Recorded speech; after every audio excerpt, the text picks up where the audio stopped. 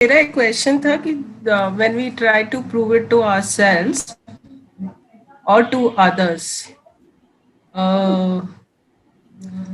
I mean it fluctuates between deeper I and ego भी होता है उसमें. तो हाँ मैं सिर्फ क्लैरिटी जानना चाहती थी आपसे कि ये ईगो सेंट्रिक लगता है कि जैसे एक आप सोच लेते हैं कि नहीं, I have to prove it to myself और I have to prove it to the world around. ये तो ईगो सेंट्रिक ही है ना. Proving is egocentric because हम प्रूव नहीं करते यूनिवर्स को कुछ या खुद को कुछ. हम लोग तो जो इसका कॉन्सेप्ट है वो पहली बात तो एक्सेप्टेंस का है कि जब एक इंसान एक्सेप्टेंस ही में आ रहा है कि जैसे अगर मैं सपोज करिए कि कुछ भी मतलब अगर मेरा काम जितना मैं फैलाना चाहता हूँ उतना फैल नहीं रहा सपोज करिए एक बार के लिए, तो मैं सबसे पहली बात तो स्वीकार करूंगा ना उसको कि यार जैसा है पहली बात तो वैसा है. इसका मतलब ये नहीं है कि मैं उसका प्राउड फील करूंगा, नहीं. प्राउड फील करने अप्रिसिएशन तो है भाव मेरे अंदर कि भगवान ने मुझे ऑलरेडी बहुत कुछ दे रखा है, नो डाउट. मैं उसको स्वीकार करूंगा. अब प्रूव भाव में नहीं. आई रियली थिंक मतलब कि मैं जब अपने बारे में सोचता हूँ तो मेरे को लगता है कि यार आई रियली थिंक कि I need to spread all over the world. मुझे पूरे दुनिया में जाना ही चाहिए.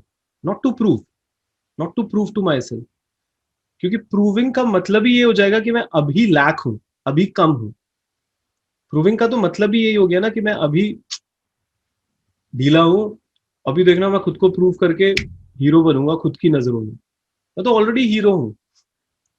तो वो जो भाव होता है कि मैं तो ऑलरेडी हीरो हूँ, मतलब आई तो feel so good about my self, I am so fulfilled because I am not this mind और दिस बॉडी और ये जो अभी मेरे को मिला है मन बुद्धि अहंकार इस पॉइंट ऑफ टाइम पे. कई बार लोग मुझे ये कहते हैं कि सर ऐसा थोड़ी ना यार, ये जो लड़का आपके सामने बैठा है या तमाम जो हम लोग जिनको सुनते हैं हमारे पास वो सब होता है जो हम चाहते हैं, ऐसा थोड़ी ना होता है. कहाँ होता है. हजारों लाखों चीजों ऐसी हैं मेरे पास आज जो है ही नहीं मेरे पास. सपना है हमारे लिए और वो तो है भी. हम तो बड़े साधारण से लोग हैं और ऐसे ही सब होते हैं अपन. किसी के पास कुछ होता है, किसी के पास कुछ होता है. और मेरे ख्याल से कल का जो जो आज हम करवाना चाह रहे थे वह कल के लिए टल गया. वो रिलेशनशिप्स आप उसको सुनेंगे ना, अमेजिंग. मतलब एक एक कॉन्सेप्ट आप और क्लियर होता चलेगा क्योंकि ऐसे हम एक एक करके एक एक चीज ले रहे हैं. So that will also help you to understand lot of things about it. क्योंकि रिलेशनशिप में ये बहुत होता है ना कि मतलब ये रिलेशनशिप का तो ऐसा ही है कि एक इंसान किसी के साथ किसी की नीड भी महसूस करे और वो नीड महसूस करने के बावजूद भी वो भिखारी ना बने.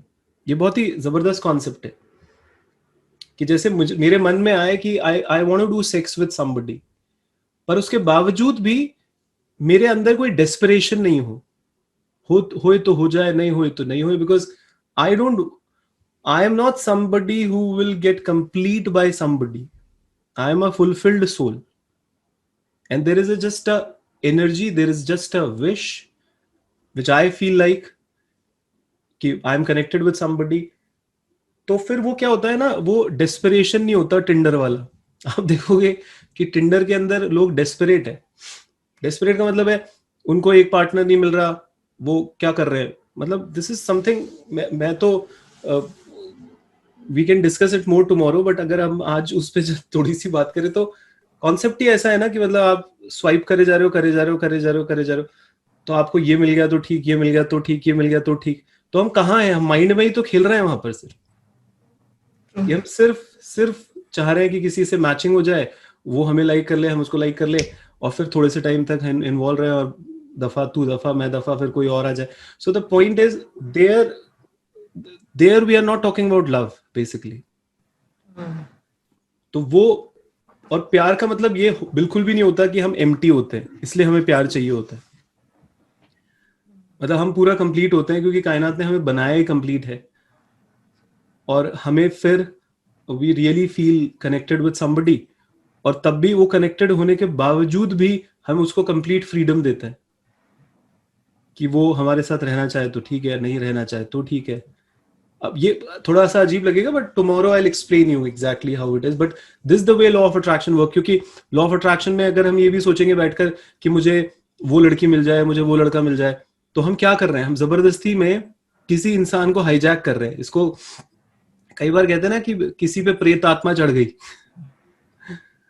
तो प्रेत आत्मा थोड़ी ना चढ़ानी है हमारे को किसी पर, कि हम उसको फंसा ले माया जाल में, हम उसको फंसा ले वशीकरण करके, हम उसको फंसा ले सम्मोहन करके, और वो इंसान हमारे बारे में अच्छा सोचने लग जाए। Why we want to hijack somebody's mind basically, we shouldn't do that. वो उस पर बात करेंगे कि एनर्जी हीलिंग कैसे काम करती है, तो we should not do it. हमको ऐसी एनर्जी क्रिएट नहीं करनी चाहिए कि हमें जबरदस्ती किसी को पाना है, क्योंकि वो पा भी लेंगे तो वो चला जाएगा छोड़ के, फिर वो थोड़े से समय के लिए होगा, फिर वो चला जाएगा बेसिकली। Thank you Aditya.